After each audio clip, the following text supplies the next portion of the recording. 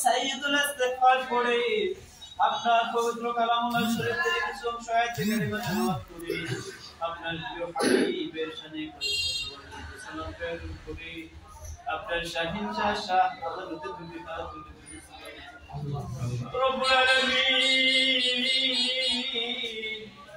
রহমতের নজরে মায়া নজরে তাকাইয়া এই মসজিদে যতটা হাত দিছি আমাদের প্রত্যেকের গুনাহ জিন্দেগি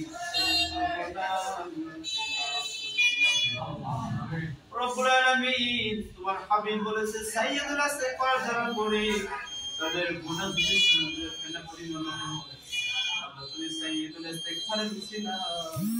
বান্দার জীবনের সমস্ত গুনাহ আমরা গুনাহগার আমাদের গুনার একটা সীমা আছে মাওলা তোমার রহমতের কোনো সীমা রেখা নেই আল্লাহ আমাদের গুনাহ যদি হয় দুনিয়া শুরু পরিমাণ তোমার রহমত বান্দার উপরে হয়ে যায় আকাশ শুরু পরিমাণ আমরা যদি গুনাহ করে আকাশ সম পরিমাণ